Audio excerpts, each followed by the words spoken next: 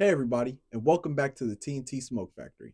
I'm your host, TJ Tilford, alongside my dad, Terrence Tilford, and we're here to bring you a unique look at college football, both inside and outside the lines. New look today, huh? Yeah, And new mics. I'm really excited about that. absolutely. Our topic for today: the top five teams in the four-team playoff era. Now, this is a real fun topic because we know we can't put these teams on the field against one another, but it's real interesting to think what if we could? Yeah, and I hope that's a feature they could even add to the new NCAA game that's soon to come out. That Nice. would be fun. Yeah. I'm going to go ahead and get it started with my fifth team. A lot of good teams you could put in this place. Mm-hmm. I'm thinking 2016 Clemson, Deshaun Watson, uh, Mike Williams, Yeah. go ahead touchdown against Alabama, Classic. moment that will be cemented in college football history. 2023 Michigan, really dominant Absolutely. team, Yep. 15-0. Mm-hmm. The whole scandal though with Connor Stallions cheating, all that, I couldn't put them in my top five. Mm. So my number five team, I got the 2014-15 Ohio State Buckeyes. This was a very dominant team. You had Ezekiel Elliott, Joey Bosa, Michael Thomas, a lot of talent on this team. A lot of people don't know as well. They had an avenged loss from the season before. That Big Ten Right. championship, the season before, they played Michigan State, Right. lost that game. If they would have won that, they would have been in the national championship. Probably would have won it. Yeah. Came back the next season, went to Michigan State, avenged that loss, Mm-hmm. and then that final 3 game stretch where they beat Wisconsin, Alabama, and Oregon, Yes. that cemented them top five for me. I couldn't put them any higher though because that ugly loss to Virginia Tech early in the season. Mm. And then also, I think that there's two Ohio State teams that could give them a run for their money that didn't win the national championship. I'm thinking of 2015-16 Ohio State. Everybody came back from the national championship team. They just had a little hiccup there. And then 2019 Ohio State, Justin Fields, J.K. Dobbins, Chris Olave, Chase Young, Jeff Okuda. That was a dominant Ohio State team. It was. Really dominant Ohio State team Yeah. that I think could have gave this team a run for their money. But this Ohio State team got the job done. 2014-2015 Ohio State, my number four. Okay. Number five. Number five, yes, number Yeah. five. Absolutely. So I see our minds are working a lot alike, but there are some differences there. You mentioned the 2023 Michigan Wolverines. I will tell you, I wrestled with that for a while because in my mind, I was like, man, 15-0, that was a dominant season. Yeah. You know, and not every game was dominant performance, but they did have some dominant performances in there. And they had to play the big bad wolf, Alabama Crimson Tide, in order to get to that national title out on the Rose Bowl. So, that, you know, big time game. There were reasons that they could have lost and they didn't. And they went on to win the national title. So I was really wrestling to put them at that number five slot. But just like you said, the whole scandal kept me away from it. Yeah. To me, that has that little bit of an asterisk on that national title. So I had to pull back away from that. I actually went with a team that you mentioned first. I thought you were going to go there. 2016 Clemson Tigers. Okay. For me, this was a perfect team to put at number five. Why? Because they had to wrestle and show a whole lot of resilience throughout the season. They had several ups and downs. Even games that they won, they looked shaky sometimes. But a big critical loss. You mentioned a critical loss on your number five team. I have a team with a critical loss as well. Pitt Panthers go into Clemson and beat Clemson at home. Yeah. Oh, that was a big loss. But the thing with this team, they were about timing. Yeah. The loss they had, all about timing. There were other teams in the top 10 that also lost that same week. Also, when they lost, they still had a good amount of season where they could put together some games and show a good resume. And that at the time that the CFP was making the final selections, they were a strong team. They showed that. And not only did they show it at the time that the CFP was making the picks, they go into the playoffs and everybody is doubting them. Everybody's saying, yeah, they're going to get beat. They're going to get sent home. What do? They go in with a strong, and I mean a strong performance against the Ohio State Buckeyes, 31-0. Shut them out. Yeah. Sent them home. Let them know that they were there for real. And they follow that up with a classic game against the Alabama Crimson Tide. I think the adversity that they had to face throughout the season prepared them for that national championship game. So when they were down at a critical time in the game, the very end of the game, they were able to mount that march up the field, hit the game-winning touchdown to seal the deal, national title. They get my number 5 spot, 2016 Clemson Tigers. And I agree with you. That team was very talented. I just think there were some more talented teams on my list. Okay. That's why I had to keep them outside of my top 5. But they are knocking on the door right there to be let in. My number 4 team, 2018 Clemson. I think that this team was very talented. You got Trevor Lawrence freshman year, Travis Etienne freshman year. You've got guys like T. Higgins. John Ross is a guy that's forgotten. He was really good in college. Injury. Injuries. They blew out Alabama in the national championship. Team faced adversity early in the season. They had to they switched quarterbacks from Kelly Bryant to Trevor Lawrence. Smart move. 2 close games, Texas A&M, Syracuse. Other than that, they rolled everybody in their way. Yeah. Got to the playoff, played Notre Dame first round, 30-3 victory. Got to that national championship game. Everybody's expecting another Alabama-Clemson classic like we had seen the previous years before. Dominant game by Clemson. I think it was 44-16, something like that. Dominant win. 2018 Clemson. That's my number 14. Wow. And we'll see, I'm seeing a trend. We'll talk about it in a minute. My number 14 is actually your number 5 team, the Ohio State Buckeyes. I think that this team sits at number 4, perfect number 4. Why? Just go back to my number 5 comments. Resilience. That 2014 team, just as you said, they faced a lot of adversity. They lose their leader right out of the gate. Braxton Miller, boom, shoulder injury. He's gone for a whole season. What happens next? Just short after that, I think it was 2 games after that, you're looking at they have Virginia Tech, a team that nobody's talking about, comes into Ohio State and beats Ohio State at home under the lights. At that point, it was a perfect time for everybody to just pack it in, call it a season. But they stick with it.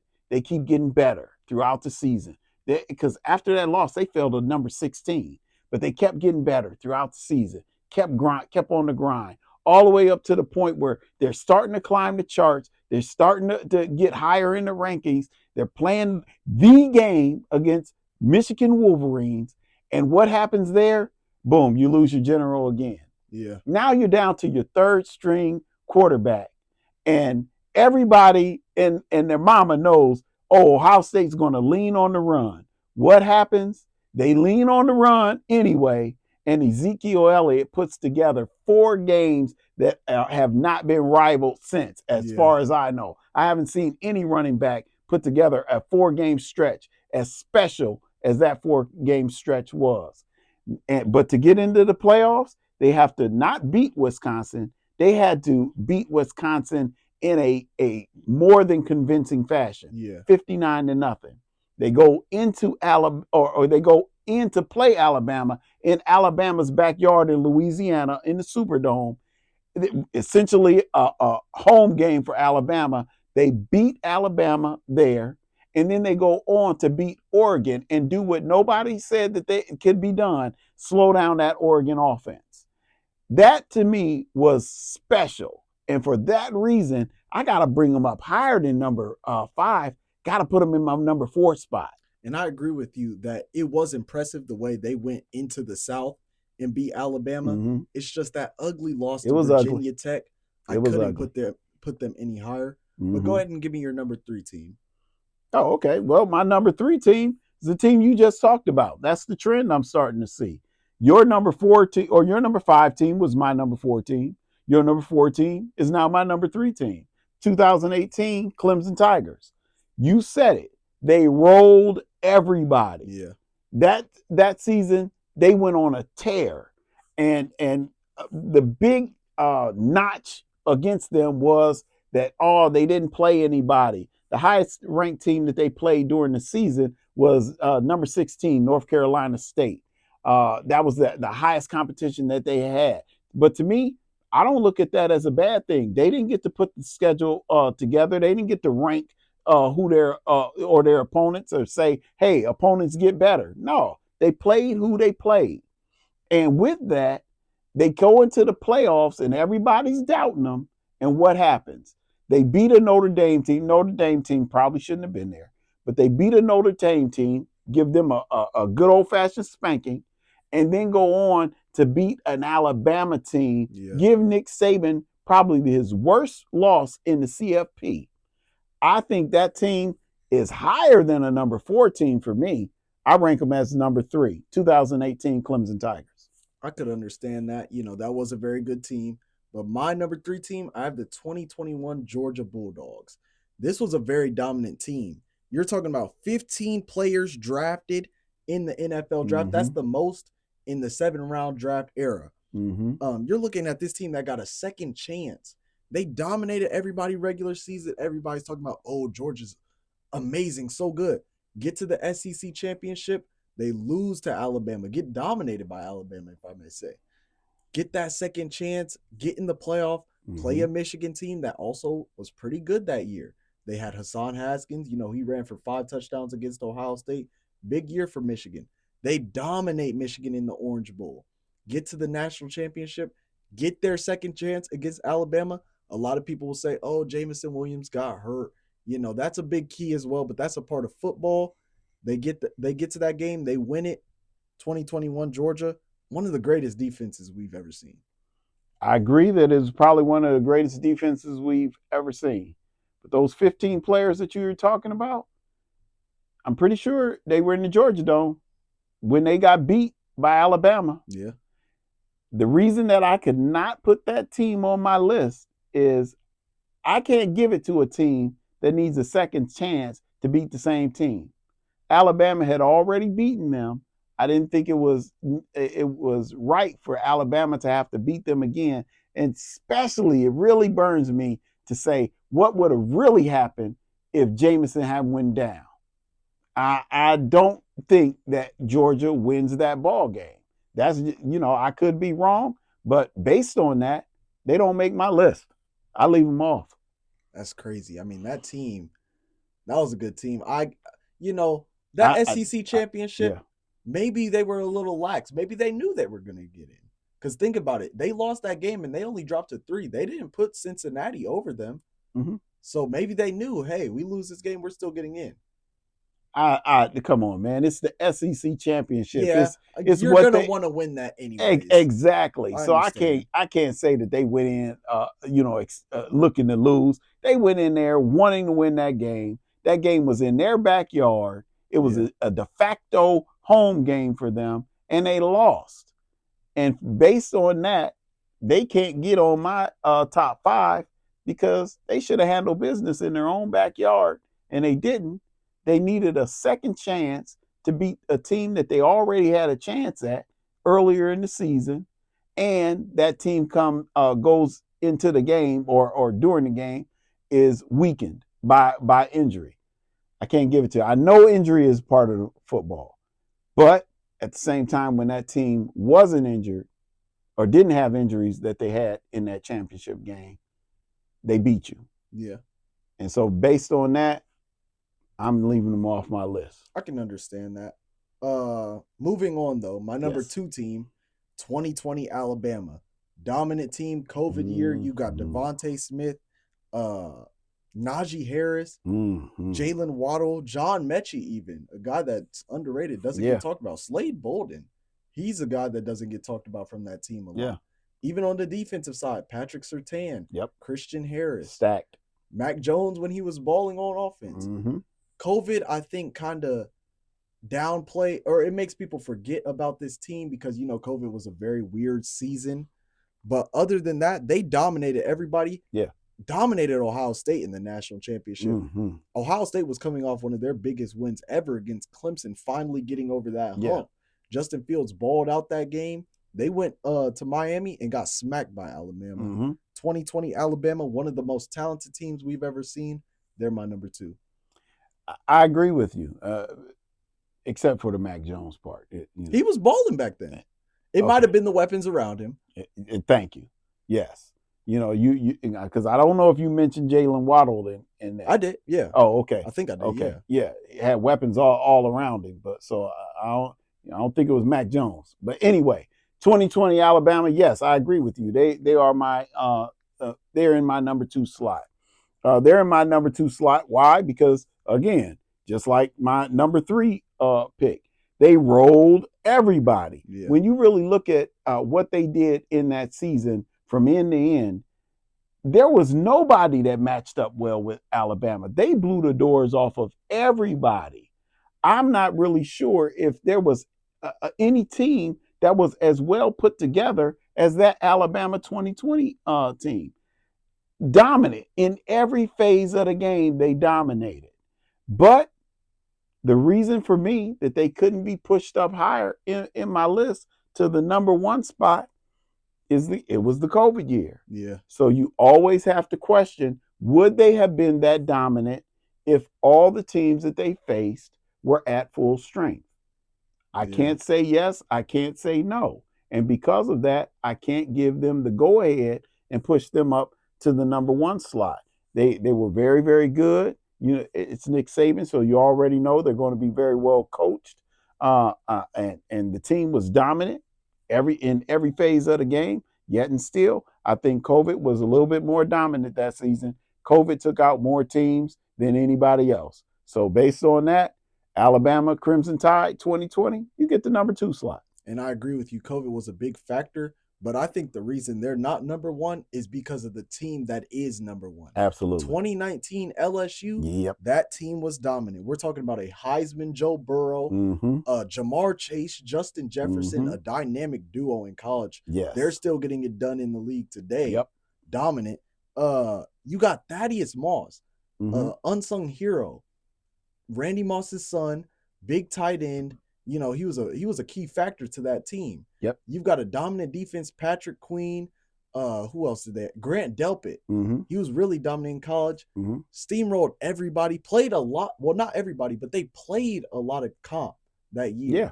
They had a lot of competition and ended up still going 15-0. 2019 LSU, arguably the best college football team ever. Not even the 4-team playoff ever.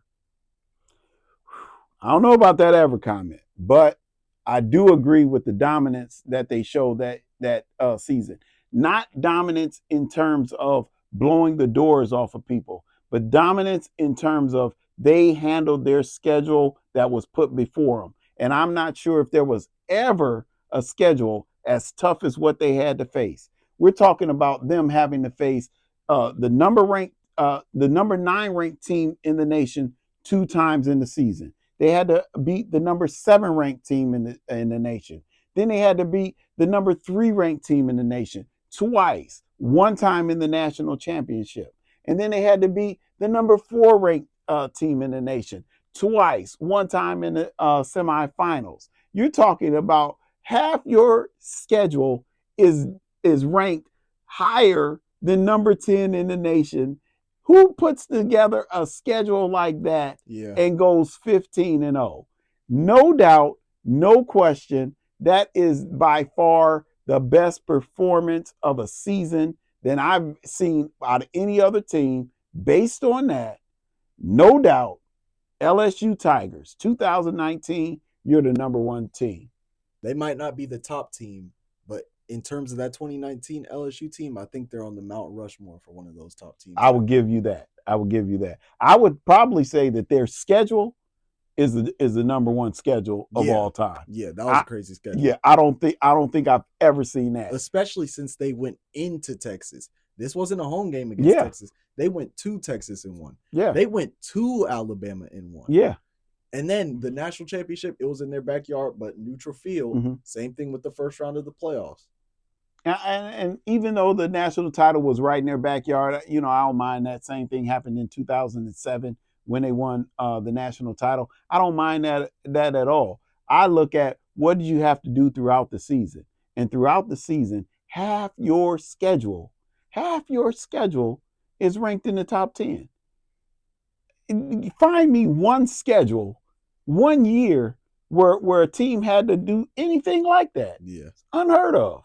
Yeah. That was a serious team. Yeah. Team. So, undeniably number one. Undeniably. 2019 LSU Tigers. You got it. You wear the crown.